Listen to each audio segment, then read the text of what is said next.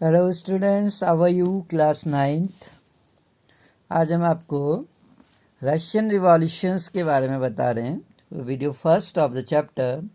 Already I have taught this chapter, लेकिन कुछ portion ऐसे होते हैं जब बिगिनिंग में हम पढ़ते हैं, स्टार्टिंग में नहीं आते हैं, तो उसके लिए हमको उसको बार बार पढ़ना पड़ता है। तो इसीलिए मैंने जो फर्स्ट चैप्टर आपको मैंने दोबारा रिपीट कराया कि उसको आपके कुछ पोर्शंस ज़्यादा आए होंगे आपको पहले के मुकाबले।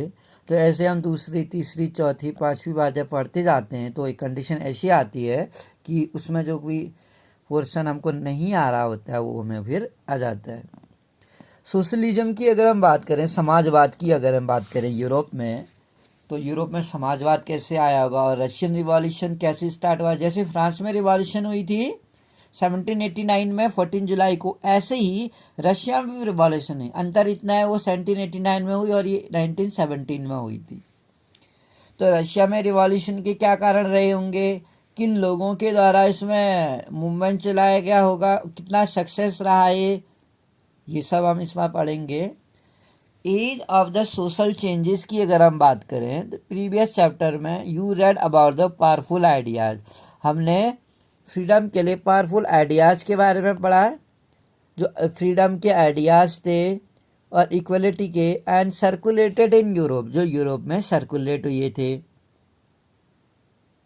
After the French revolution, French revolution के साथ यूरोप के अन्य देशों में भी तो इसका इम्पैक्ट पड़ा होगा और यूरोप के देशों ने भी चाहा होगा कि हमारे देश में भी ऐसा कोई रिवॉल्यूशन हो फ्रांस की तरह। तो फ्रेंच रिवॉल्यूशन के बाद यूरोप के अन्य देशों में भी क्या हुआ, इस तरह के आइडियाज स्प्रेड हुए। फ्रेंच रिवॉल्यूशन ओपन, और फ्रेंच की क्रांति ने एक संभावनाएं खोल दी, क्रिएटिंग अ ड्रामेटिक चेंज, जो बदलाव था, नाटकीय जो बदलाव था इन द वे, जो सोसाइटी का जो ढांचा था वहाँ पर बेसिकली 3 भागों में तो बटा था फ्रांस का समाज।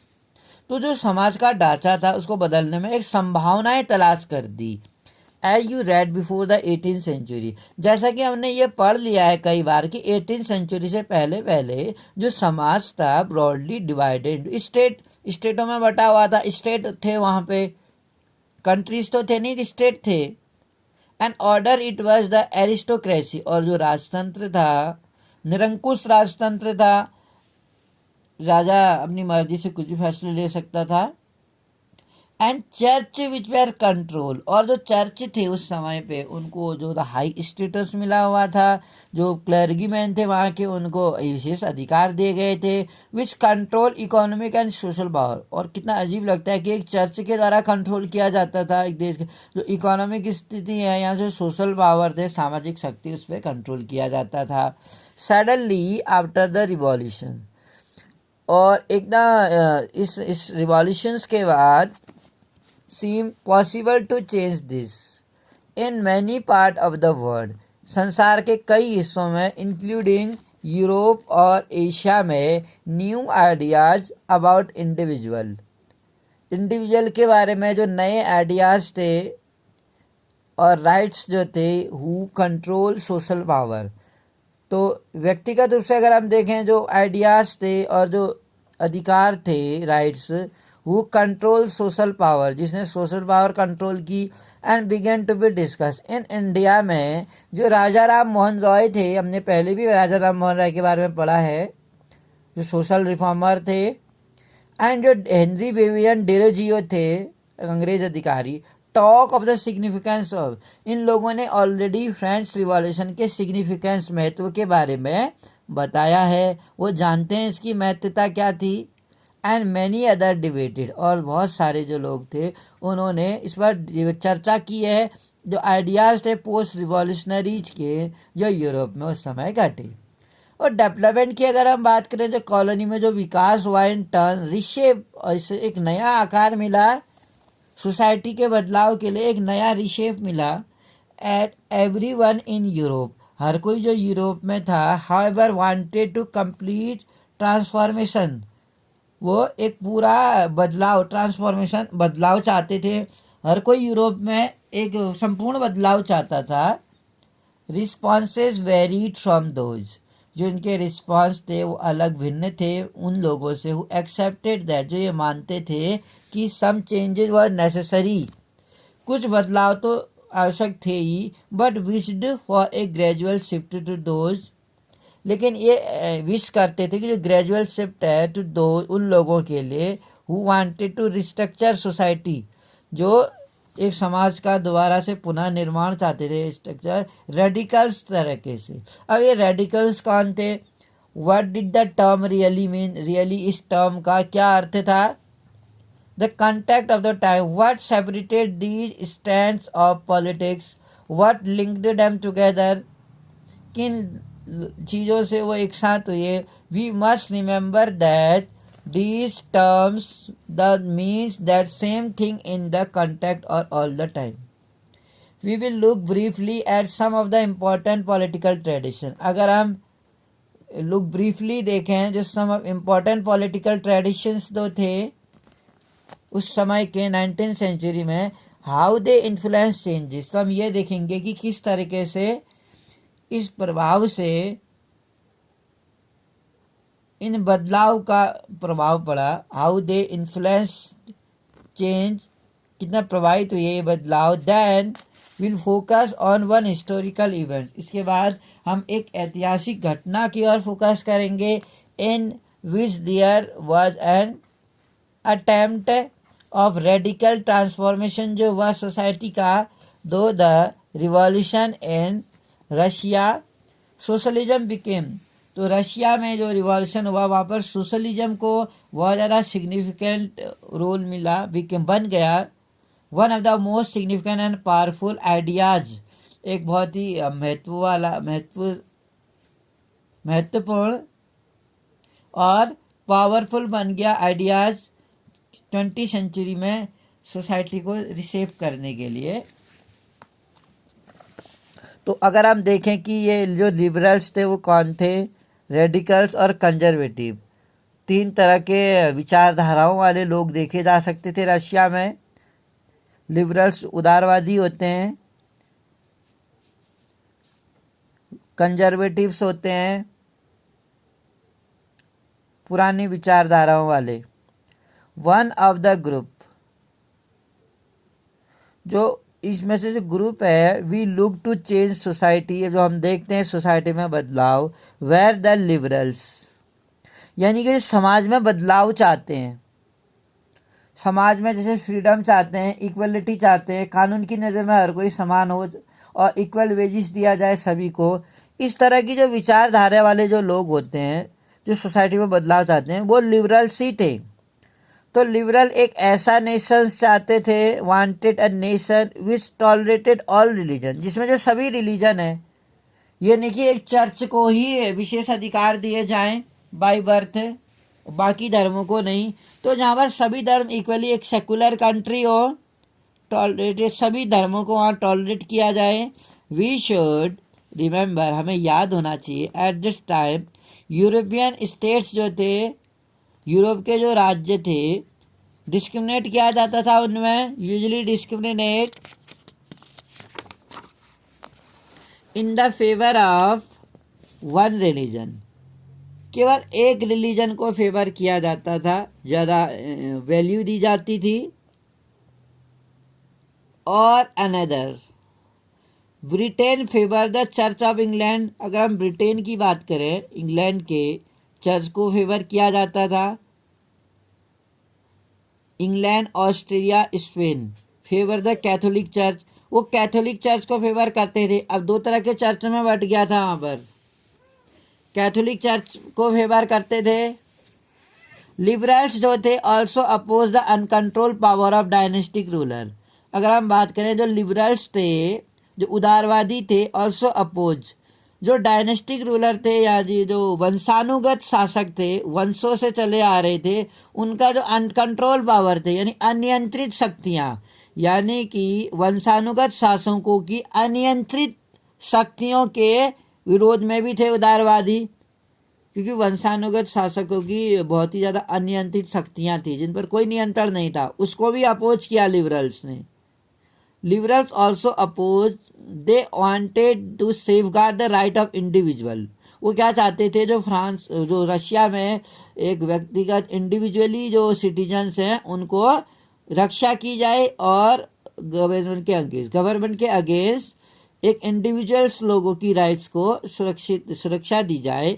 दे आर्ग्यू फॉर ए रिप्रेजेंटेटिव, वो क्या चाहते थे, एक प्रतिनिधि वाली सरकार चाहते थे जहां पर जनता के द्वारा प्रतिनिधि चुन के जाएं और इलेक्टेड पार्लियामेंट्री गवर्नमेंट हो, subjects to law interpreted by well trained judiciary, और जिसमें वेल ट्रेन्ड जुडिशरी हो और जो that was independent of rulers, जो शासकों से या अधिकारियों से इंडिपेंडेंटली काम करे। जुडिशरी जो न्याय व्यवस्था है, एक न्याय व्यवस्था बनाई जाए जिस पर इंडिपेंडेंटली काम करे। However they were not Democrats, हालांकि वो जो डेमोक्रेट्स नहीं थे, दे डिड नॉट बिलीव, तो वो यूनिवर्सल एडल्ट फ्रेंचाइज पर यकीन नहीं करते थे जिसमें हर व्यक्ति को उस कंट्री में रहने वाले हर सिटीजन्स को वोट देने का अधिकार मिले। मैं कहना चाह रहा हूँ कि एक्टिव और पैसिव सिटीजन्स थे वहाँ पर।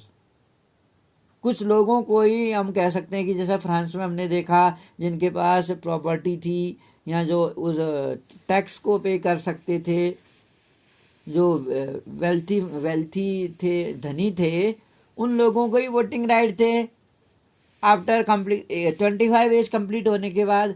लेकिन जो पुअर थे, जिनके पास प्रॉपर्टी नहीं थी या जो टैक्स नहीं चुका सकते थे, वो पुरुष और वो महिलाओं को वहाँ पर पैसिव सिटीजन के रूप में डिक्लेयर किया गया था। तो वहाँ कभी भी जो असेंबलीज के जो चुनाव होते थे फ्रांस में, इन बहुत सारे लाखों लोग वहाँ पर पैसिव सिटीजन के रूप में कंसिडर किए गए थे, क्योंकि उनके पास प्रॉपर्टी तो थी नहीं, अब प्रॉपर्टी नहीं थी, वो टैक्स कहाँ से चुका पाएंगे उतना ज़्यादा। तो बेसिकली उनके पास प्रॉपर्टी ना होने के कारण उन्हें वोटिंग राइट नहीं दिए गए थे। और बेसिकली जो लिबरल्स थे, जहाँ लिबरल्स हर इंडिविजुअल्स की राइट्स की बात करता था या एक इक्वलिटी की बात करते थे या जो एक धर्म की बात करते, सभी धर्मों की बात करते थे, वहीं वो गर्ल्स वुमेन्स को इस तरह के राइट्स देने के फेवर में नहीं थे। वो नहीं चाहते थे कि समाज में एक इक्वलिटी आए मैन और वुमेन्स के बीच में। एक जो गैप था, उस गैप को कम नहीं करना चाहते थे कंजर्वेटिव्स। तो हम देख सकते हैं जैसा कि इसमें लिखा है, डिड नॉट बिलीव, ये जो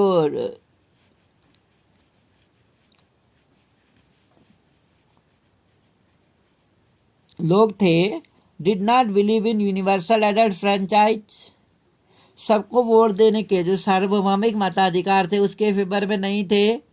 that is right of every, जो कि हर नागरिक का वोट देने का अधिकार होना चाहिए। तो हमने ये देखा जो लिबरल्स थे वोटिंग राइट के फेवर में नहीं थे, जबकि जो लिबरल्स थे वो एक प्राइवेट प्रॉपर्टी के ओनर के भी फेवर में थे। यानी कि एक प्राइवेट पर्सन, एक इंडिविजुअल पर्सन कितनी भी प्रॉपर्टी रख सकता था, उसकी अपनी प्रॉपर्टी है वो। तो एक प्राइवेट प्रॉपर्टी के ओनरशिप के फेवर में थे, यूनिवर्सल एडल्ट फ्रेंचाइज के फेवर में नहीं थे वो।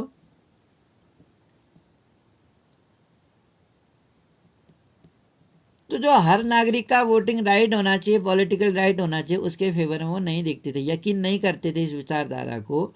They felt man of property mainly should have the vote, वो ये यकीन करते थे, they felt man of property, जो आदमी की प्रॉपर्टी है उसके आधार पर शुड हैव द वोट, उसे वोट करना चाहिए। क्या एक मनुष्य को प्रॉपर्टी के बेस पे वोट करना चाहिए?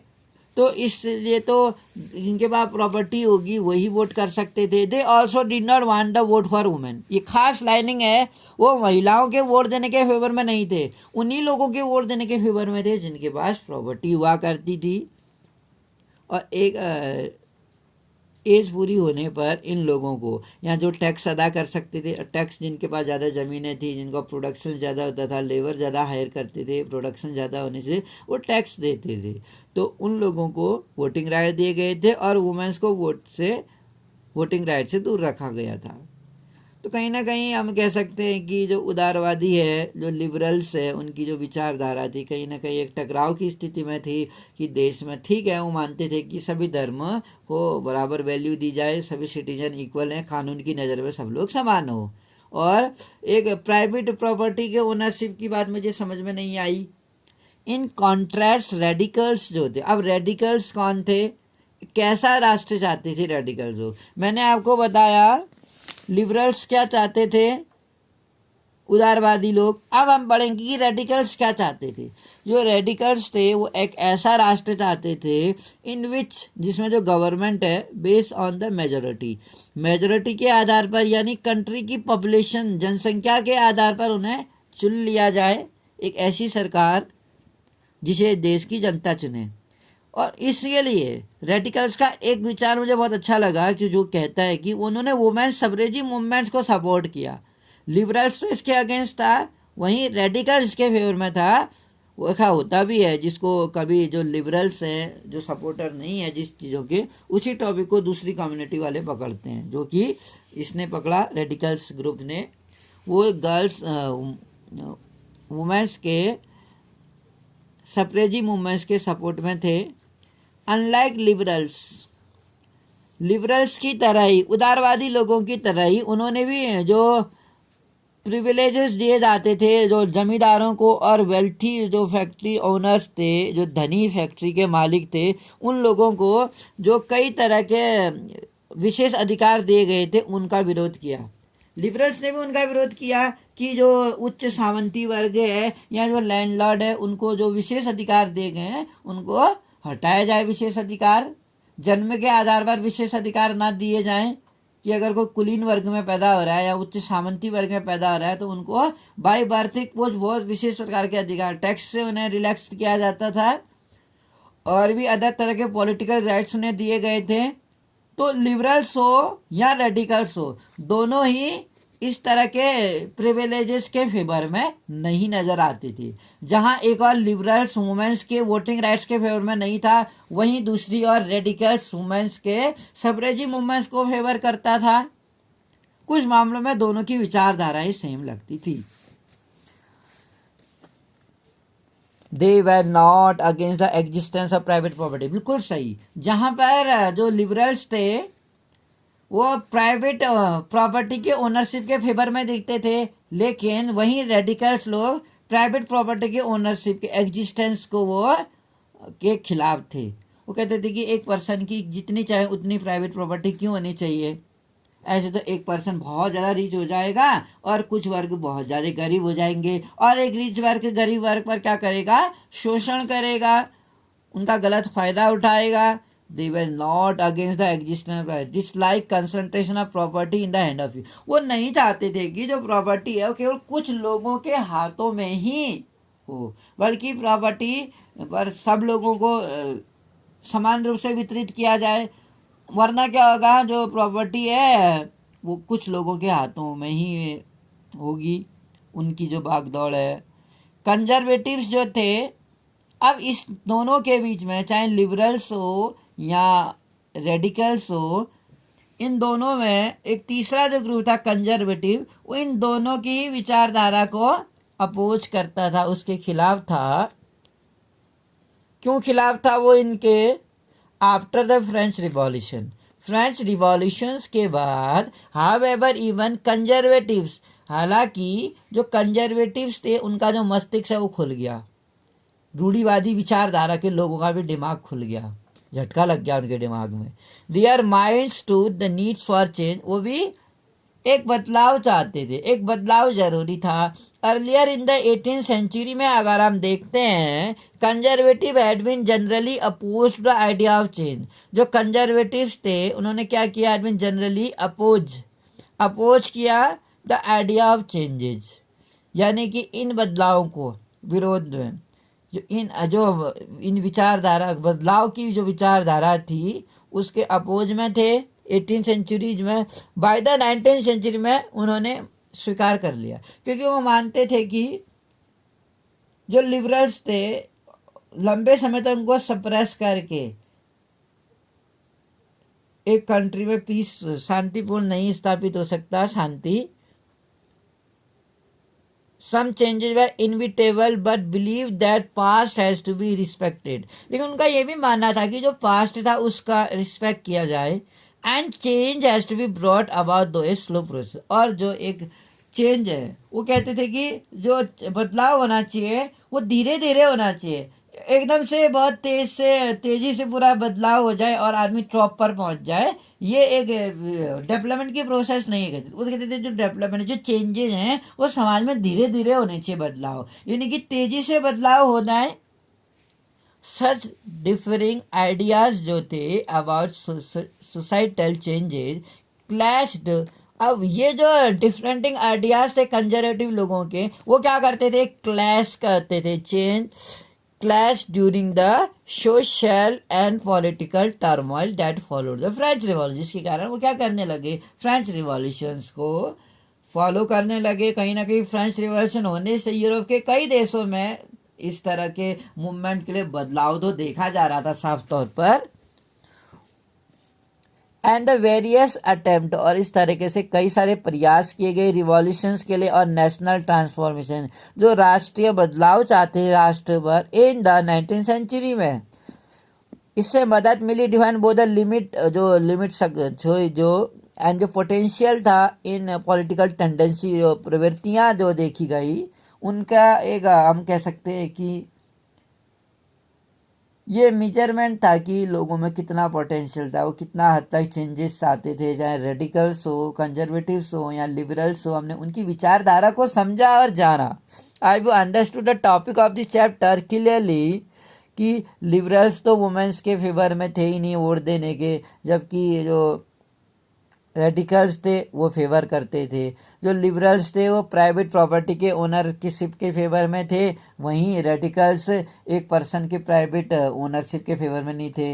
वो चाहते थे कि जो प्रॉपर्टी है वो कुछ लोगों के हाथों में ना रहे, प्रॉपर्टी शुड है, जो वो क्या चाहते थे, कंसंट्रेशन ऑफ प्रॉपर्टी, एक जो संपत्ति का कंसंट्रेशन है कुछ लोगों के हाथों में ही नहीं रहना चाहते थे, और प्राइवेट प्रॉपर्टी के अगेंस्ट थे वो, एग्जिस्टेंस प्राइवेट प्रॉपर्टी का एग्जिस्टेंस नहीं होना चाहिए कहते थे। सफरेजी मूवमेंट्स के फेवर में थे और ऐसी सरकार चाहते थे। इन दोनों में लिबरल्स और रेडिकल एक जैसे थे, वो ऐसी सरकार चाहते थे जो जनता की पॉपुलेशन के ऐसे यानी कि उनकी रजामंदी से बनी हो, उनके वोटिंग्स पर बनी हो। I hope you understood the topic of the chapter. Thank you for listening me.